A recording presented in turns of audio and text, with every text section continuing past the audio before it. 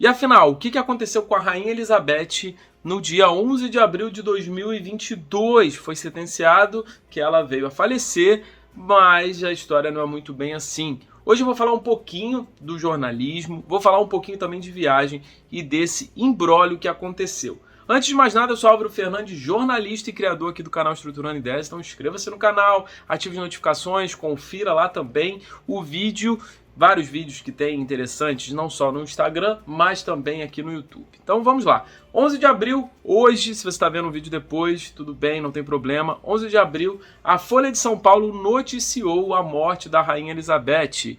Isso devido a um erro, obviamente. Agora vamos entender o que isso influencia, o que isso é ruim e as coisas boas, que não tem nada. Vamos lá. O jornal, geralmente, ele tem um obituário aí das pessoas que já são mais velhas e tal. Para quê? Para quando a pessoa vier a óbito, já ter todas as informações. Imagina buscar todas as informações da Rainha Elizabeth, que vai fazer 96 anos em breve. Hoje, com 95, ela foi noticiada, é a morte dela. Isso porque teve um erro lá que acabou sendo disparado. Isso pode acontecer, sim, acontece com outras matérias, mas é uma matéria muito forte, porque 1 minuto, 2 minutos ela vinculada, isso já causa um estrago, várias outras notícias, vários outros portais, ainda mais se tratando de Folha de São Paulo, um veículo grande. Então, Folha de São Paulo, o Globo, Estadão, qualquer empresa desse porte jornalístico que bota uma notícia dessa, muita gente vai replicar. E foi assim que aconteceu. Algumas replicaram e depois a Folha veio falar, veio a público dizer que foi um erro técnico. Mas assim, vamos lá. Muita gente já se espalhou no WhatsApp, eu mesmo recebi. Isso é muito perigoso, porque estamos chegando em épocas de eleição e isso pode causar um transtorno imenso. Isso, no caso, foi um óbito que não existiu, tudo bem, já foi apagado, a Rainha Elizabeth está bem, está tudo tranquilo, mas assim, imagina em outras proporções, numa larga escala, tem uma outra notícia de veículos grandes. Então, hoje em dia, é muito complicado você confiar cegamente e depois você não atualizar para ver se aquilo dali foi, de repente, atualizado. Por exemplo, a morte não existiu, então 1 hora depois, meia hora depois, já estava lá uma nota técnica, mas quem trabalha, por exemplo, viu na hora do almoço que foi publicado, só vai ver de noite que isso é mentira, então vai ficar achando que é verdade durante todo esse tempo.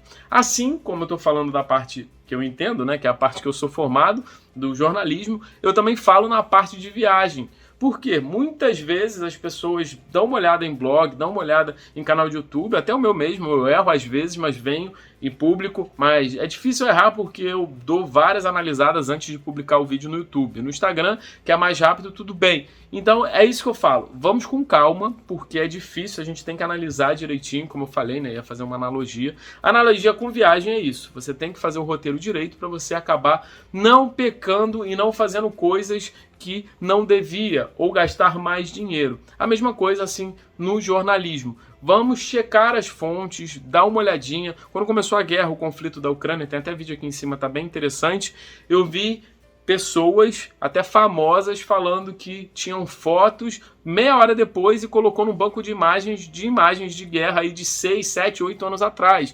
Então é muito complicado, porque a gente confia cegamente em vários jornalistas, em vários veículos, e hoje em dia a gente tem que checar bastante antes de propagar qualquer informação.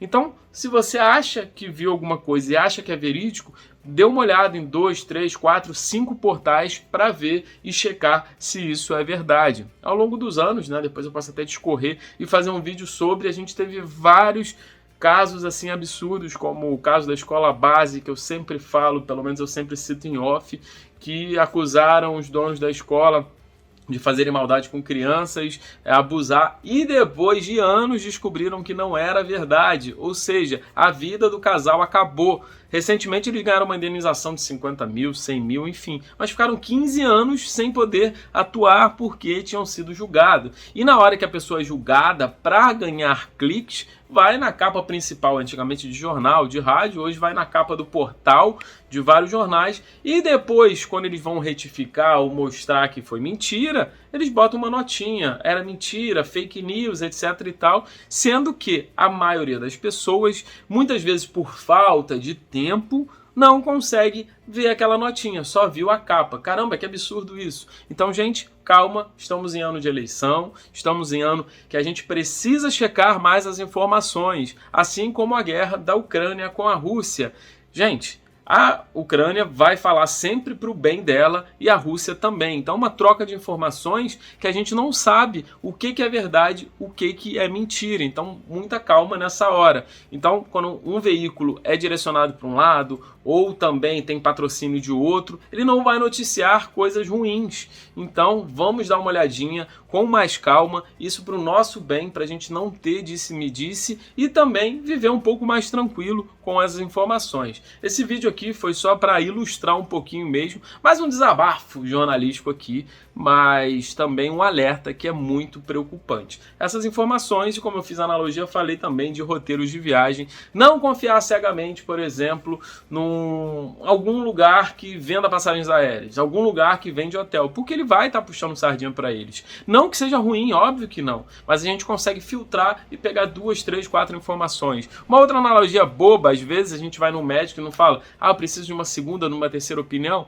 É mais ou menos isso. Para o médico até menos, né? Porque o médico estudou para isso, às vezes quase sempre acerta, enfim, mas não vamos entrar nesse mérito. Mas na parte de viagem é bom a gente ter aí umas 2, 3 opiniões, porque são pontos de vista diferentes. Se eu for com 10 amigos para Londres, eles vão achar a cidade diferente. Um pode gostar, um pode amar, um pode odiar, um pode, enfim, achar mais ou menos e por aí vai. Beleza? Então, chega de mais delongas, inscreva-se no canal, ative as notificações que eu volto em breve. Valeu? Vou ficando por aqui, dá uma olhadinha aqui nos vídeos também e até breve. Valeu!